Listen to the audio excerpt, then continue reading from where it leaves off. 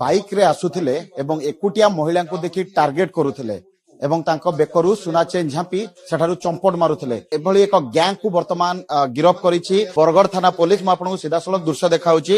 ये होचंदी सेही 3 जण लूट रे शामिल थिबा व्यक्ति होचंती 2 जण एवं लूट रो सामग्री किनुतबा लूट रो जिंस किनुतबा व्यक्ति जण को मध्य पुलिस वर्तमान गिरफ करिछि। तेबे एमानक ठारु जब्त होइछि। म आपनको सीधासलख दृश्य देखाबा चाहूछि। ए चेन गुडी को वर्तमान बरगढ़ थाना पुलिस जब्त करिछि। एहा सह फोन एवं गाड़ी जो गाड़ी रे से माने आसुथिले चेन को झांपुथिले एवं सेठारु चंपट मारुथिले।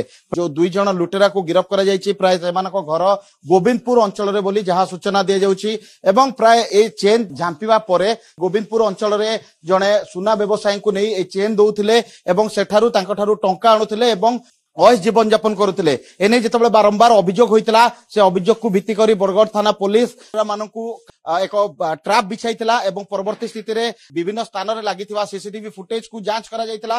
एमाने पुलिस स्कैनर को आसीथिले एवं परवर्ती स्थिति रे एमानकू गिरफ करा जायतला एवं गिरफ करबा परे एमानक ठारू सुना चेन जब्त करा जायछि, मोबाइल फोन जब्त करा जायछि, टंका जब्त करा जायछि एवं पुलिस वर्तमान तदंत करूछि।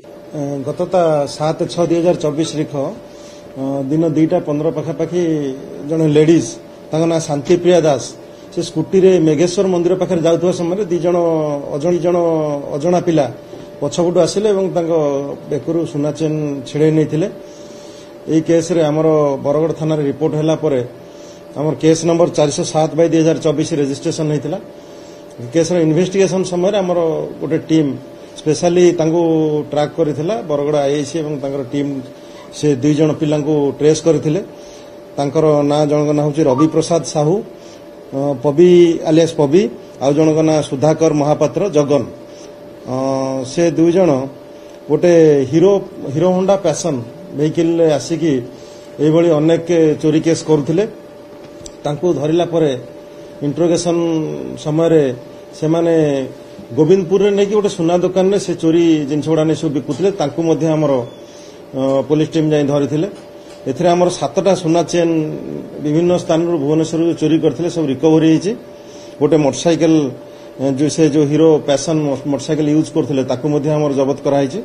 मोबाइल गोटे एवं से माने बरगढ़ रो 2टा केस आगुरु करथिले। से केस रे इन्वॉल्व अछंती। पहाड़ रो गोटे केस अछि, कैपिटल थाना रे गोटे केस अछि एवं भरतपुर खारवल नगर गोटे केस अछि। ए समस्त केस रे हमर जो 7टा चेन चोरी हेतला सब गुडे जब्त करा हिची। वर्तमान तांको अरेस्ट करा है कोर्ट चालान करा होछि। ए माने मेनली जे लेडीज मान को पछपटू आसी तांकर चेन छिनताई करके पळे जाउथले स्पीड रे।